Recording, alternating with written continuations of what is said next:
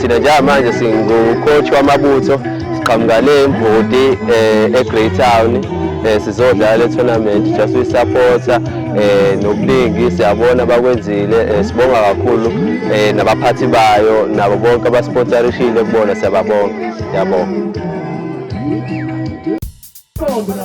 Engakusho nge-tournament i-tournament inhle abafana bazimisele nathi njengoba sesafika lana kukhombisa kona ukumisela kwabafana ngoba bebejima kabili kusena ntambama into abangakazi bezibenza nalokuthi sifikela sama-underdog akekade sazi sibamangazile njengoba sesilana.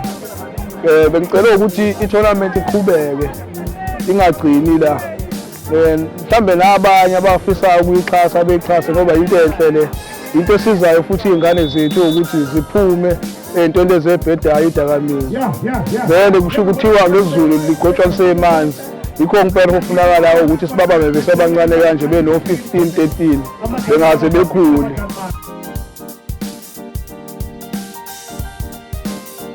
Akubona-ke abadlala la besilisa kuphela lapha ngenhla kuthiwa kusemzisho khona kudlala abesifazane nabo badlala kahle sengibuya khona sapota nakhona ngoba kuyinto enhle sithuthukisa nje indawo sithuthukisa futhi intsha yonke asibuki nganxanye sibuka mhlambe isokha kuphela netball nayo bayidlala mhlambe enyakeni olandelayo sobe sesihlela-ke ngokubambisana nabahleli bale mdlalo ngoba kusho ukuthi ihlelwe umasipala impela ngoba kuwuye yedwa kodwa ihlelwe insizwa nje nentombi nje zendawo saseyicela kusizo nathi-ke sasabela khona nje nathi sikufakile la ukulekelela le mdlalo ukuthi uqhubeke udlalwe ukuze intsha yethu ijabule.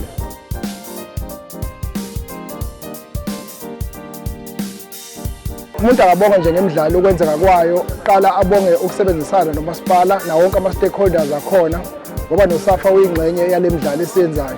Mhlawumbe-ke okunye okuyikona okusiqhuba phambili ile nkinga esibhekene nayo ey'ndaweni zethu la sakhele khona la sithola khona ukuthi kunezifo ey'khona ama-social cohesion, ukulimala kwabantu, ukuxabana kwabantu. So imidlalo efana nalena-ke iyasiza ngoba ihlanganisa wonke umphakathi ukuthi ube ndawonye njenga namhlanje sikhuluma nje kuyisonto.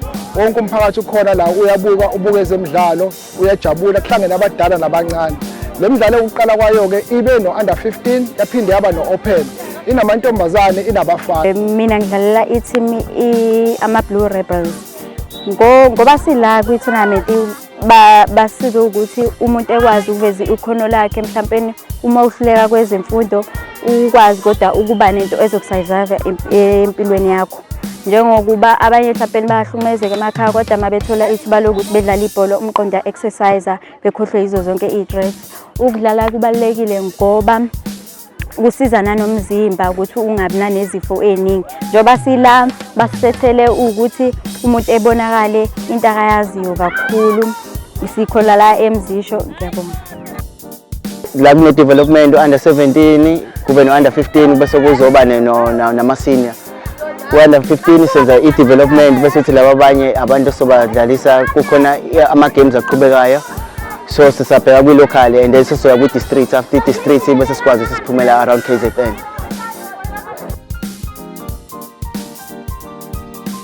Ukudlulisa kakhulu ukubonga kumphakathi waseMsinga nangaphandle koMsinga.